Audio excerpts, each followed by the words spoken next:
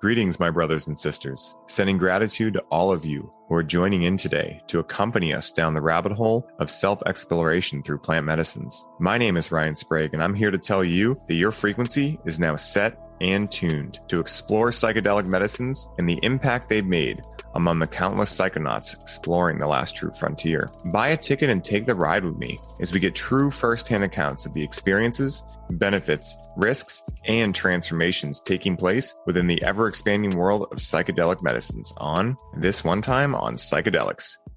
Whether you call it yin and yang, masculine and feminine, light and dark, etc., one thing that is paramount to understand about our experience of life is the law of polarity. Polarity plays into each and every aspect of our life, especially our psychedelic experiences. And as I see it, the quote-unquote goal is to find the balance between the two to create harmony in our lives. Today's guest is a master of finding this balance both in his own life and in the lives of his clients, and has not only had his fair share of life-altering plant medicine journeys, but has also been able to integrate them into his life to supercharge his mission in his business, Alpha Hippie, and his life as a whole. So please help me in welcoming the man, the myth, Angelo Sisco, to the show. What's up, Ange? How you doing? I wish you read that to me every morning, bro. I'm doing amazing, man. You know, I'm a businessman, right? Anything can be bought and paid for. So you want that done, man? I mean, let's talk, you know? Oh, yeah. Just start that day with that phone call. Just a real live call, not the recording. Yes. There'll be different words every day, right? You'll change out a couple words so that you know it's not recorded, right? For sure. For sure. Well, man, I am so excited for this. I mean, you know, I get excited for every podcast I do, but anytime I have a chance to sit down with you, my heart is thumping. I'm ready to go. We have such an amazing connection, and we both are 5'1" as well in human design, which is, I mean, you know, for everyone else out there, I'm sorry, but if you're not a 5'1", come on, son, you know? Beat it. Yes. I remember when I found out when I found out you were a 5'1", I was never more proud to be a 5'1". Binary language acknowledged. My best friends are all 5'1". My closest crew is 5'1". Ryan Bucciantini is, I believe, my best friend. Dom, you know, so many amazing people that I know, and no wonder we all flock together. Absolutely. Mark England's a 5'1" as well. You know, it's of course. Duh. Pirate life. Hello. Banditos, you know.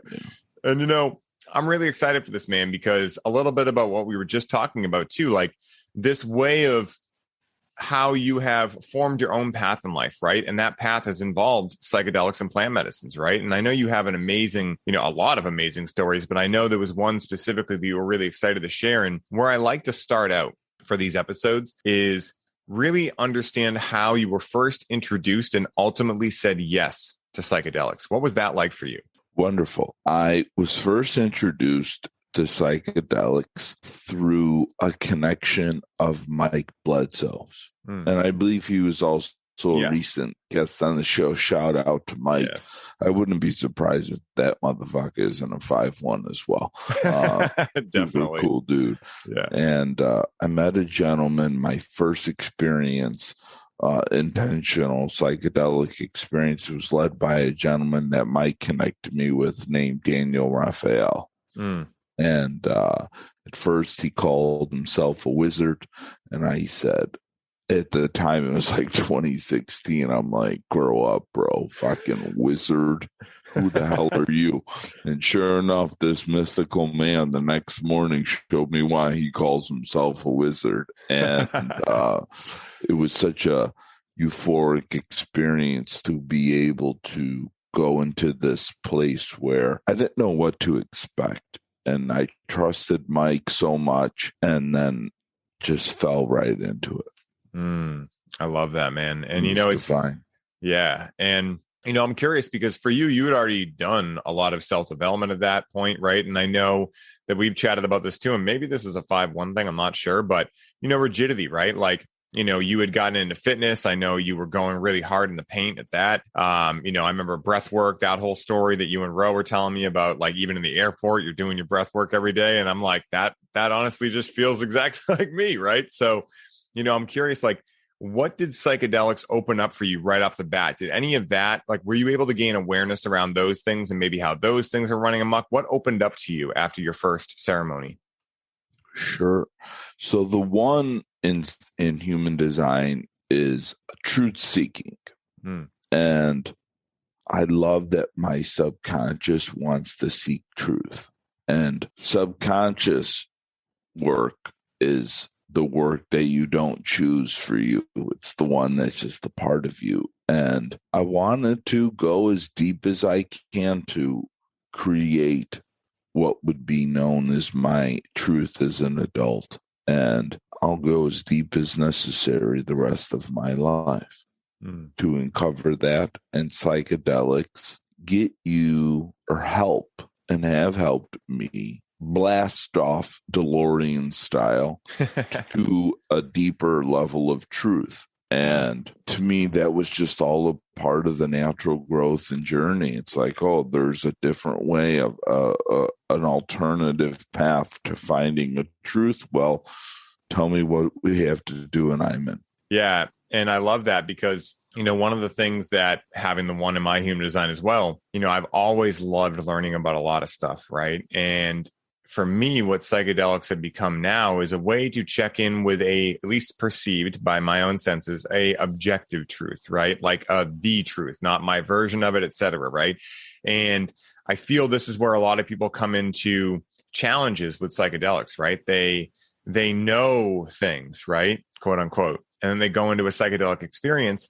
And a lot of what they're shown is that, hey, you really don't know anything, right? It's all subjective. And it doesn't mean it's wrong. It just means it's right for you. And I feel as though a lot of people have challenges over that. And that was actually one of the things that I loved most about psychedelics. So I was almost the opposite of that. And I'm curious for you, like, did you have that objective/subjective like awareness when you went into a psychedelic experience for the first time? Like, oh, this feels like I'm actually fact checking against like the truth. And then was that scary to you, or was it more of like oh, cool, like it was for me? I was so excited at the opportunity to create a different truth and see something from a different side. I was so intrigued that I was able to take a medicine that was going to show me a version of truth of an experience that I could relive from a completely different place. I was like, wow. There's a great book. Marlon Brando wrote an autobiography called Songs My Mother Taught Me, something along those lines. Marlon Brando's a cool dude. Anyways, in the very beginning of the book, he says, this is my version of the truth that I'm about to share with you all. And the experiences that I'm about to share with you are my version. They may not even be the truth. And I read that.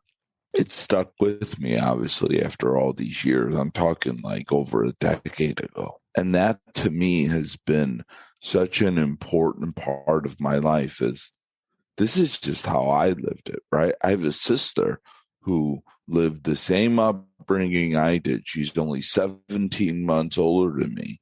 And her and I are the same in many ways, yet different. And we lived the same song. We heard the same song, right? We saw the same movie. And for me as an adult to go and see the song, hear the song and see the movie from a completely different place than I thought was the real one was so intriguing that I was down to go do it instantly.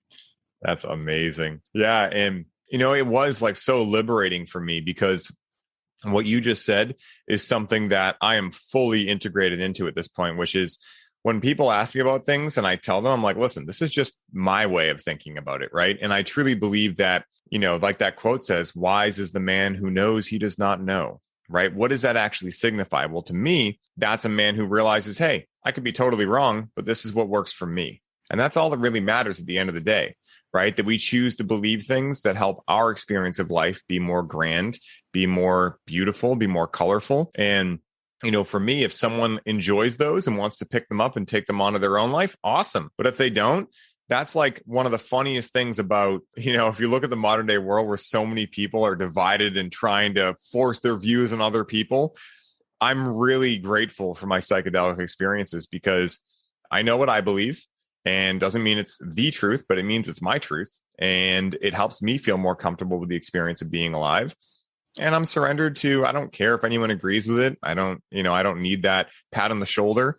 But so long as we can have truths in our life that help us feel better, I think that's really as simple as it needs to be, or gets to be, rather. If every life experience that you lived in your past and are given in the future isn't under the lens of for you, there needs to be work. In my opinion, there needs to be a work done to reconstruct it. Your lens and everything that comes with it, physical, emotional, and spiritual, because it has to be everything mental to shift into that perspective. And as long as they all happen for you and things are happening for you, you're in a great place. If anything happened to you and is happening to you, you're fucked. Yes. Because what kind of world do you want to live in where you feel powerless to the things that are happening to you, right?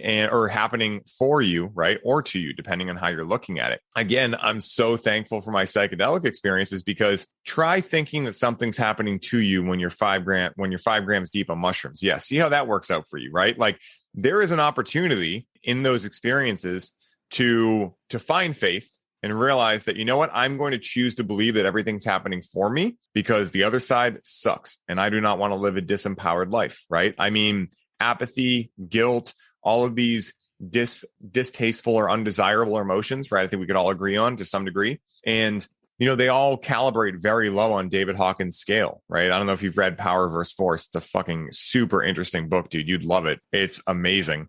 It's right there, bro. Oh, hell yeah, dude. Nice. Oh, yes, it is. I see, I see the cover. So you know what I'm talking about, right? Might have scrummed through that motherfucker once or twice. It's right here in the studio. Great minds think alike, or as I could translate it, great hearts feel alike, right? Because what's really 5-1. 5-1 shit. 5-1 shit, dude. Guilty as charged. And it's like when I put it this way, and I'll make it more personal. When I was seeing life as happening to me, from programming, from whatever, ultimately from me seeing it that way, right? I was more often stuck in things like guilt, shame, anger, right? And anger is actually not necessarily the worst one because anger leads to courage and, goes up David Hawkins' scale. But I was stuck down below 200 all the time on his calibration scale. And that's just no way to live life. Like, I personally believe we're meant to shine while we're here, and psychedelics have helped me really like fact check myself and be like, yeah, I mean, who knows if it's really the truth, but do you want to live like that? That's no fun. And so I'm curious for you, like, what was that first experience? What medicine did you interact with? And bring us down that journey, man. I'm ready to get into Storyland here.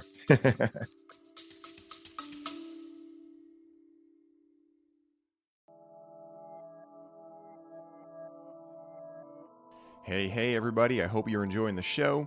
I wanted to take a quick moment to let you all know that the doors are officially open for the Conscious Cannabis Collective. And as such, this is the last week you can sign up and receive all of the bonuses we're currently including. This is the last time I will be personally onboarding those of you who sign up with a complimentary one-on-one session, and you'll have the ability to get the Grow with Cannabis course for free during this limited time. For more info on how you can take advantage of this offer, head down to the show notes for this episode and secure your spot today, as we only have so many spots left and they are filling up quickly. Now back to the show.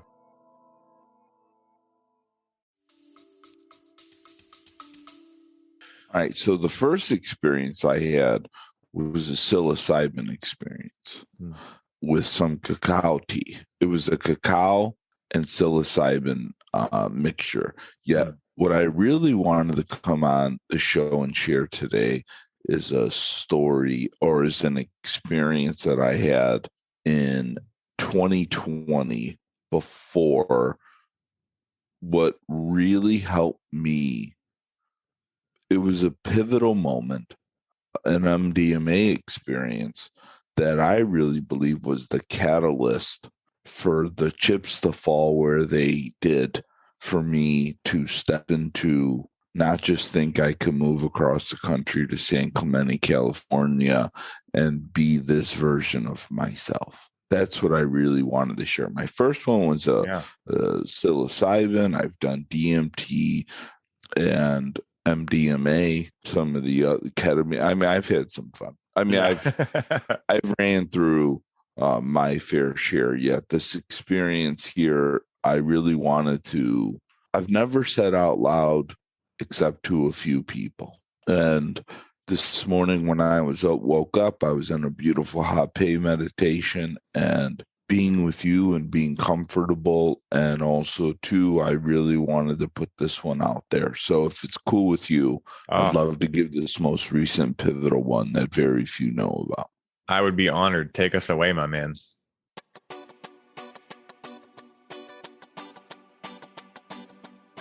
What is up, ladies and gentlemen? I wanted to stop by while I had your ear and share a very special announcement with you.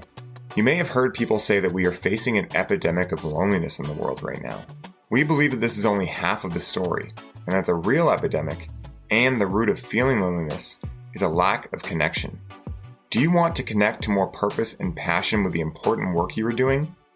Do you wish you had closer friendships with people who understand you, listen to you, and are truly present with you? Are you wishing you and your partner could move deeper into love together? The connection in all of these areas comes down to the one most important element of connection, the ability to connect with yourself. If you are ready to see change in your life, if you are ready to feel differently when you wake up in the morning, if you are ready to step into the life you envision for yourself, the first and only route to making these changes is settling in, quieting down, and being able to connect to yourself. Now, this can be a major challenge in today's world with media, culture, and other energies that pull us out of our ability to connect. When you've tried fitness, meditation, and other self-development practices and still find yourself feeling alone and lacking connection, you may be feeling out of options and wondering if you'll ever be able to tap into your full potential that you know deep down is possible in your life. What we have found in working with our clients is that plant medicines, and cannabis in particular, can guide us in having the experience of what true connection looks and feels like. In this way, cannabis can act as a rite of passage for connection and a gateway toward the spouse, tribe, mission, and life you know you are ready for. Now, the pitfall here is that many people become codependent on the medicines, such as cannabis, and expect the medicine to do the work for them. If this continues, what will happen is the user will find themselves reaching for more and more cannabis to feel connection, without taking ownership of their role in the outcome of their experience, and thus they will fall into repeating the same painful patterns. As Zen Buddhism teaches, how you do anything is how you do everything. Therefore, if this painful pattern is showing up in your relationship with cannabis, it is likely a reflection of the same patterns you're experiencing in your friendships, romantic relationships, business, and your relationship with yourself. Learning to work with cannabis effectively will supercharge your experience and will help you get the result you are actually seeking, which is connection. We created a program to support seekers and high achievers like you in doing exactly this. To learn how to work with the healing power of cannabis to connect you back to yourself so you can unlock purpose, passion, and creativity in all areas of your life. What this program will give you is the long-lost user manual for cannabis. This user manual will teach you how to connect with cannabis correctly so that the plant can act as your spiritual aid and ally in life, just as our ancestors understood and practiced. If you're ready to unlock the full power of cannabis, meet like-minded people on the same path as you, build more purpose into your life, and have the most fun doing homework you've ever had, this message is for you. To learn more and qualify for your spot in the program, hop over to our Instagram profile at highly.optimized and book a discovery call. The conscious cannabis revolution is here. Will you be joining us? Sending all of you love. Enjoy the rest of the show.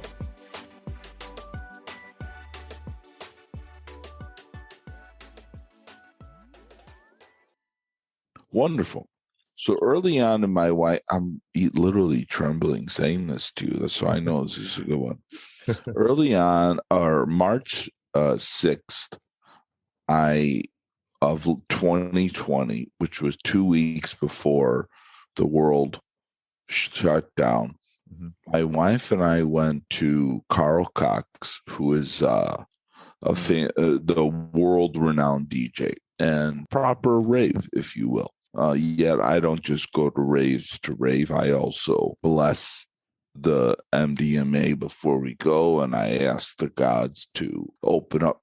For me, MDMA is such a heart-opening experience. I ask the gods to bless my heart, bless this medicine before we even go and do this. So my wife and I go to Carl Cox and have this amazing experience. And we get home and I'm making love to my wife and I'm feeling where her and I are blocked, like the biggest block in our relationship. And we're home and the sun's practically up and we're making love and it's absolutely astounding. Yet I feel that I am not able to give all of myself to her. And the medicine immediately took me to where I was blocked. And early on in Rocio and I's relationship, I kept something from her and denied a truth to her because I was afraid of what she would say if I told her the truth of her reaction. And any time in our relationship growing through this till then, I would feel an immediate sort of self-sabotage and doubt and sadness and unworthiness of this beautiful love from this woman, and even in the situation that I was in, because Rocio and I is actually the deepest. Well, of course, it's the deepest because we're married, yet truth be told, it's the first time that I was ever able to be fully vulnerable with a woman and surrender to feminine energy due to my upbringing and some experiences that I had. And Rocio's so special and to me. And so I felt this block, and we made love and I went to bed and didn't share with her right then and there. And a week later, it was still on my mind, yet it was louder than ever, that voice that I must share this truth with her. And you can't be scared of the outcome. You just can't anymore, Ange. And it would bring me to my knees in tears every time I would feel this. And so a week later, we're sitting in my apartment in Chicago, and I had plans. We had plans to move to Southern California, and I was not stepping into it and feeling confident internally into it, despite my words and everything else. And we were having dinner, and I asked her to please put Santi in his crib so that I could share something with her. I just stopped her in the middle of dinner at home. And I broke into tears, and I told her the truth of what I didn't share with her. And I was so scared that she wasn't going to love me anymore, and that she was going to reject me and not love me and not do this all with me. And I was so scared to tell her, right? And she embraced me with the most forgiving, unconditional love that I've ever experienced. And at that moment, it was the first time in my life, and this was 1.5 years ago, bro. I don't even know the time, I felt a level of love and forgiveness and compassion of what it really all meant, those words, right? People throw empathy around and compassion around, yet for a lot of people, specifically men and myself, I really didn't know what it felt like. Logically, intellectually, I understood it, but feeling it was a whole nother game for me. And I shared this with Rocio, and I was in tears. I was so broken, and she came and loved me and nurtured me and forgave me. And it was the most beautiful night.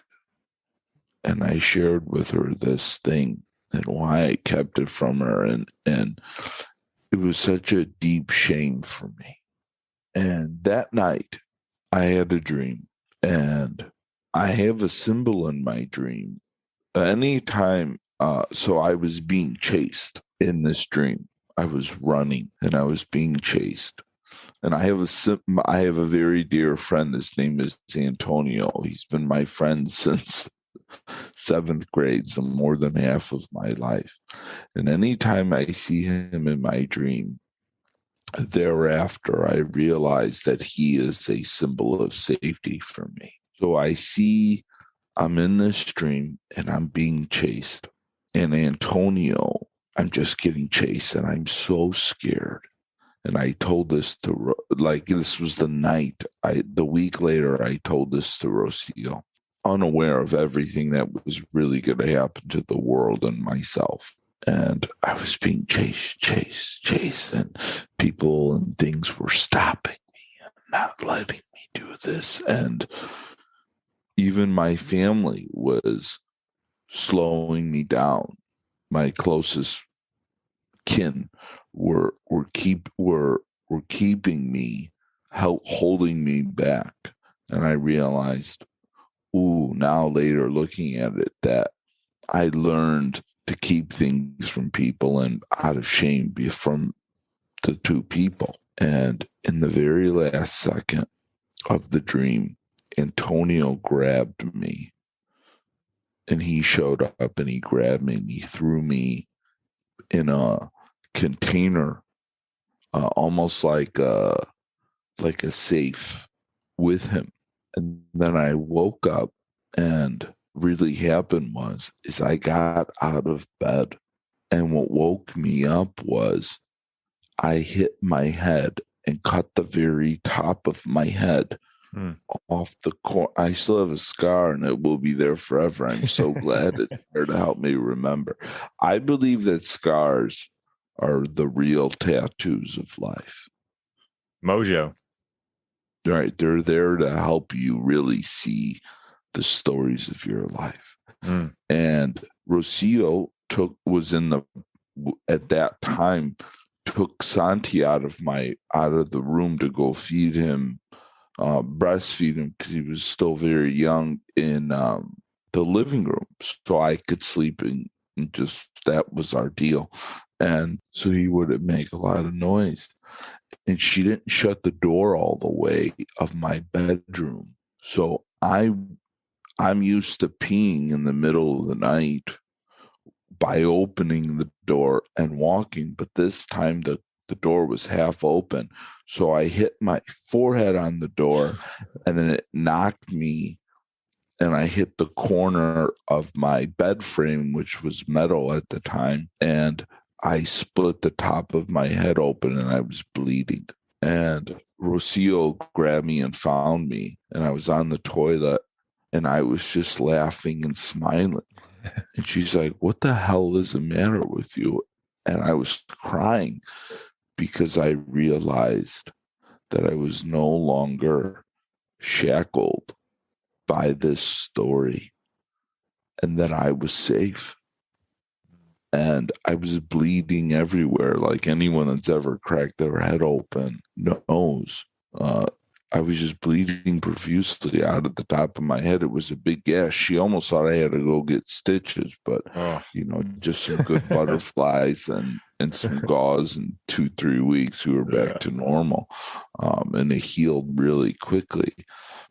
And a week later, I was still riding this euphoria, and exactly a weekend later, they announced the lockdowns on March 19th in Chicago. So I went to Carl Cox March 6th and did this amazing MDMA experience. I realized that night that I couldn't keep this truth from this woman. A week later, it was driving me absolutely mad, and I couldn't resist anymore. And I had this moment with Rocio where she embraced me with this full feminine nurturing, beautiful love of compassion and grace and understanding and empathy that I've more than likely blocked or couldn't even understand really what it was, what it felt like. And then I had that dream. And then a week later, that dream was the night I shared that with her. And then a week later was March 19th. And we had to send an email out to the gym that I owned at the time, the members, that we were going to figure some things out this week and how we could do this because no one was allowed in the gym. And I went, before we sent this email, I went and took a long bath. I'm a bather. Those of you men that are out that aren't bathing, I got news for you. You're missing something really awesome. Yeah, you are. And I sat in the bathtub and soaked for maybe 45 minutes. And I came out and I looked at Rocio and I said, I'm not inspired to lead O'Hare CrossFit through this COVID experience. I'm not called here. I no longer wish to embody, wish to own, wish to embody this CrossFit identity. I'm not. And she said, I'm not either. And I said, then we're not going to do it. And I felt this trust and resolve in myself that then fuck it. And I told her, I said, send out this email. And I was going to have a meeting with my number 2 person at the time that I was going to reach out to her to have a meeting on Monday morning early. And I said, I'm going to reach out to Susie and see what she says that she feels called to during this time. And I'll potentially even give up the gym or sell it to her before we'll ever do this. And she looked at me like I was nuts. And of course, she agreed with me because California was what we really wanted to do and inspired to step into. And she trusted me. We sent out that email. I reached out to Susie. I said, I would love for you to construct a plan on what you feel would be the best way for us to move forward as a gym. And she had a better than a pretty good plan than I really had. And I looked at her and I said, would you like to own O'Hare CrossFit? And I would be happy during these next 3 months to be your number 2 under reps. And Rocio would be 2. And we don't need another shift for our gym members at this time. Let's move through this experience. And me and Ro were ready to let the gym go and move to San Clemente anyway. Sure enough, Susie had this beautiful plan, and we worked with her and my leadership skills, and we worked through all this. And then the day after Memorial Day of 2020, I packed up my beautiful family and we took a 13-day road trip. I called it the Sisco expedition. Yes. And we moved to San Clemente and we've been here over a year. And not that I've only had up since then. It's been a whole nother world in itself yet. It was such a pivotal moment, that MDMA experience. And I didn't know what I was going to experience in that journey. Yet I knew that the gods were on my side. And there was something about, Carl Cox, going back to the MDMA experience. It was the first time that Rocio did not, we were away from our son. Rocio had a pump. I mean, she's a trooper. She had to pump milk for 2 weeks in advance to have enough milk stored in the freezer so that she could have also partake in this experience. And it was around 2:30 in the morning, and we were in the middle of this beautiful party. And Rocio and I share a song called I Feel Love. Boom, boom, boom, boom, boom, boom, boom, by Donna Summer. And that's like our get after it song. Like whenever I want like that beat, and there's a house version that has a little bit faster beat. But I heard it like name that tune in like 2 beats. And I looked at Rocio and I said, "Do you hear this?" And she's like, "What?" I go, "Listen." And after that night, I don't remember anything except getting home. Like as soon as we were there and that song came on and we had our MDMA as the chosen psychedelic for this experience, I just remember being with the gods and just feeling my most heart opened and trusting and euphoric. And we danced that night away. And like I said, then we came home and made beautiful love that led to me, while we were making love, feeling and understanding that I was blocking love from my muse these last few years, 3.5 years, and that I should no longer be afraid. And then that turned into, I couldn't pull the trigger that night because it didn't feel right. And then I went on with my life like it wasn't going to mean anything. And then it just was such a loud voice in the back of my head that I knew that I had to address this in order to advance in my life and my marriage and my partnership and being a man and a father. And then that night, when I did that, I had that dream that I shared and cracked my head, and I was laughing and smiling the whole time. And Ro was so freaked out that I was laughing and smiling. And it was like a shining moment. Yeah, because blood was everywhere, bro. And I'm usually the blood and the boo-boo healer in my house. Rose just, I'm more calm on her. And the fact that I was laughing, and she was like, "What?" And like I said to you, Ryan, I haven't told many people about this experience. And when you and I were talking about being on the show, I wasn't even sure which one I was going to share through my 5 or 6 years of being exposed to psychedelics in this journey. And then I woke up today and had a beautiful hot pay meditation and said the time's right for me to share this one. In a nutshell, bro, that was the experience. That was the lead into the action. So there's the experience of taking the psychedelic that gets you to an answer or what you should be doing and how you should be showing up. Then there's the taking action, and then there's the integration. Yes. And I didn't want to just share me doing the experience, because to me, then that's cheating anyone, especially anyone that's listening to thinking about taking psychedelics. You could go to the gods, but if you don't extract that information and put it into action, to me, that's when you're using psychedelics for rebellion and then therefore abusing and not respecting them. Yes, absolutely. And so that's the main thing too. It's like, great, you have the opportunity to use these medicines to go deep.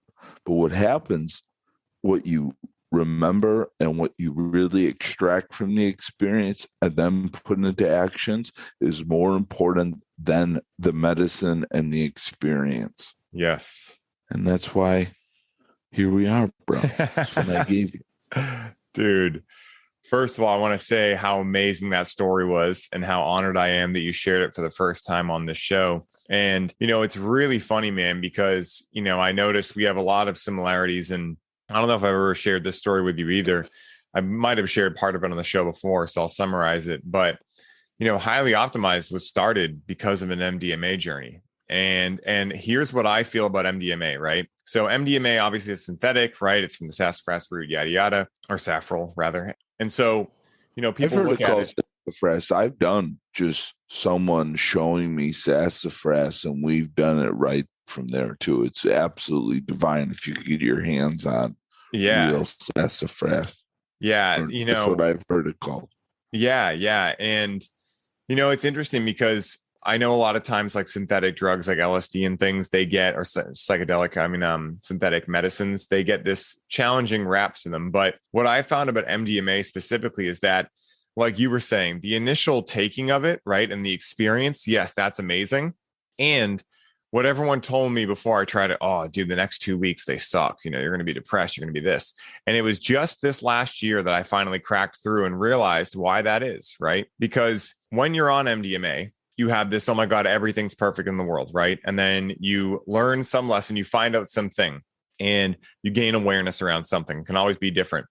And then the next 2 weeks, everything sucks enough for you to finally actually make the change. That's the gift of the after experience of MDMA. An opportunity to make the change. Exactly. And that was the sleeping giant that I feel so many people, and even me up until the last year, failed to realize about MDMA, is that it's actually those 2 weeks after where you're more likely to have the hard conversation, say the uncomfortable truth, admit things to yourself, quit the job you hate, and do something you love, right? Because things are actually a pain point enough that the opportunity now, it's like the fear of staying the same way outweighs the fear of change. So you're just more likely to actually just say, screw it, I'll change it, right? And when I was in Vegas, I had an MDMA experience, and very similar. I was getting ready to, I was in the cannabis industry still, and thought I was going to do that the rest of my life, and was really in for it. Went there to kind of get like a revitalizing of my passion for the industry, and went to MJ BizCon and basically just fizzled out, right? Like realized right away, I'm like, this is not where I parked my car. Like, I'm not happy here. Like, this is not the environment I want to be in long term.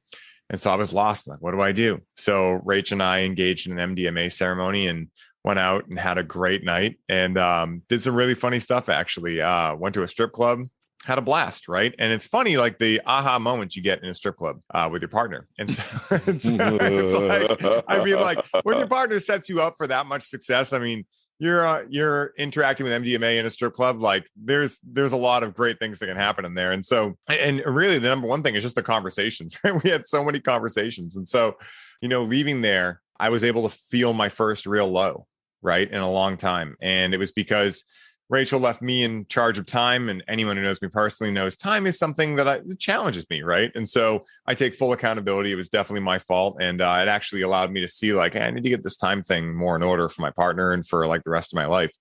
And at this point, I didn't have highly optimized yet. But anyway, I felt a real low. I felt empathy. I felt empathy for Rachel because she was doing a really big project and she wanted to work on it on the plane. And now, pretty much with what time we left the party, there was going to be no time to sleep. And so, I'm sitting there like the world is, quote unquote, in chaos around me. And I'm just like so excited because and I don't know why, but then I realized I'm feeling something again. And that's when I realized that I had been unconsciously using cannabis for years to numb out my emotions from my father passing away, from life not being the way I wanted, from me not feeling like I'm living up to my potential, et cetera. And so when I got home, I was able to take that break, take the action, right? And then all the reward came after that, right? And that's when I started highly optimized. So it's amazing that out of the medicines we've done, which we've done some interesting medicines that, like DMT and psilocybin that are known to give you really important lessons. But I really feel a sleeping giant in the game is MDMA, and it's just, that heart openness, man, it's powerful. In my usage and experience, especially for men or anyone that could be masculine energy dominant, MDMA is the harmonizer, the ultimate harmonizer of that. And anyone that's lived through intense abuse, trauma, physical, mental, emotional, anything like that, and anyone suffering from shame and guilt, which are very close neighbors. MDMA it takes me and anyone that, even you, like you shared, just anyone that uses it to the truest place that you wish to be in, right? For me, psilocybin is the ultimate grounder. MDMA is the ultimate heart opener. It overrides logic. It overrides a lot of things and takes me deep down into my heart, which is ultimately the deepest truth. And that's why I'm in love with her. I can't see not returning to her anytime I would really wish to anchor back deep into my heart and what really matters to me. And letting her show me if there's anything that I need to do to restore that level of connection. It's easy for me as a masculine to forego that connection. What came through for me is that, I've been nerding out on this idea of like the low vibe and the high vibe, right? We hear those words turned around a lot. Oh, I'm in a low state right now. Oh, I'm in a high vibe right now, right? And I started using the Angelo Sisco method, which is like, how do I control alt delete this and just figure out like, what is the one thing that separates these two states, right? And the theory I've come up with is that it's faith, right? It's either you're feeling a lack of faith or you're feeling an abundance of faith. And what MDMA does is imagine faith, the word, as a hammock. It allows you to get cozied up in that word faith. And it's with faith comes love. With faith comes trust. With faith comes empathy. It comes with all of the desirable emotional states and states of being that a human can wish to have, right? And so, for me, MDMA reminds me if I'm ever feeling low, like to a point, or not even really, actually, most of the time when I engage with MDMA, it's when I'm actually feeling really good already. And there's an opportunity to connect with some people, especially at music concerts and things like that. One person, multiple people that are on a similar wavelength to me. And maybe there's a big change happening, right? Like Rach and I are talking about moving to Virginia, these types of things, right? You and Ro are talking about moving to, California. And so a lot of times it helps you like give yourself the nod, like the nod, like, dude, you are on longboard energy here, like vacation vibration of the max. Like on the other side, it's like Mark always says, if you laugh at the devil, he will run away. Well, it's like he'll also laugh back at you, right? And so like what MDMA reminds me when I do it is that the other side is always worth it. And also generally whatever I'm fearing is a house cat with a shadow of a lion on the wall. Yes. And I love that. Great analogy, bro. Thanks, man. Fucking me. It's killer analogy.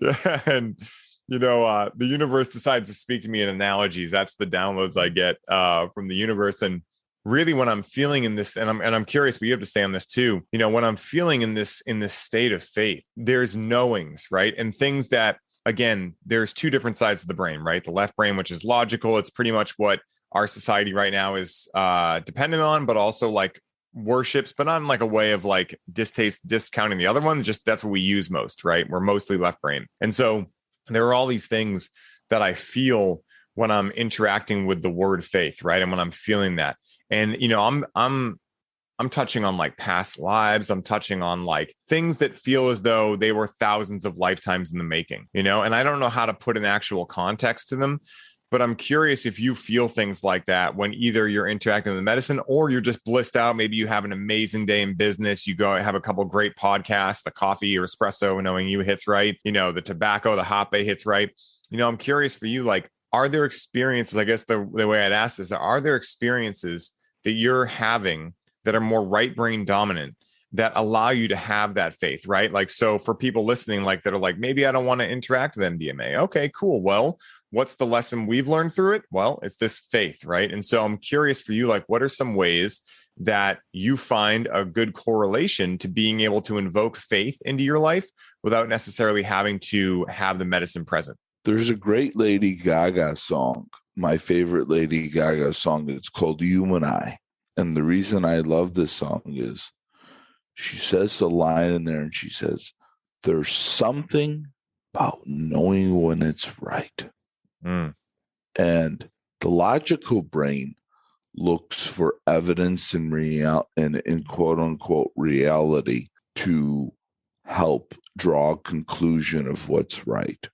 It's all still made up of bullshit. It's all research and data, which is more bullshit on bullshit, if you ask me. 100% agreed. There's just something about knowing when it's right, knowing that it's so right that you don't even have to prove it with logic.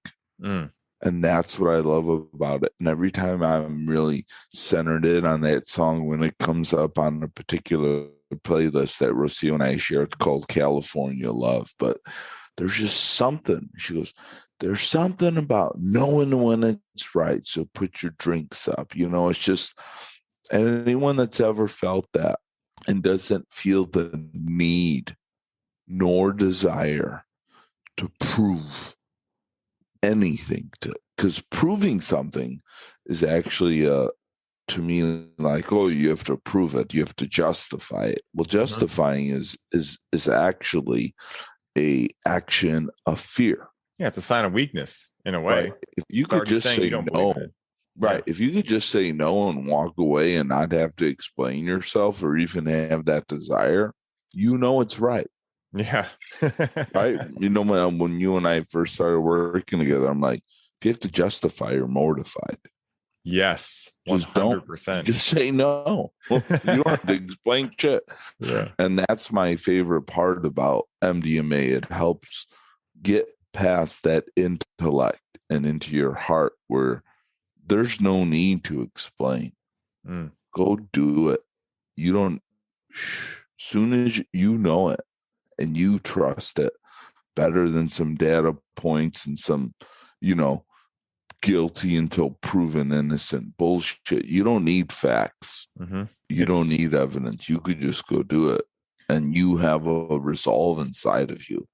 And that's what I love the most, is when that internal clock is so deep, or that internal feeling is so deep and so strong, and you are so confident and full of so much self-esteem that you could go pursue anything you want, despite anyone, any judgment, either your minds or anyone else external that needs to be proven why.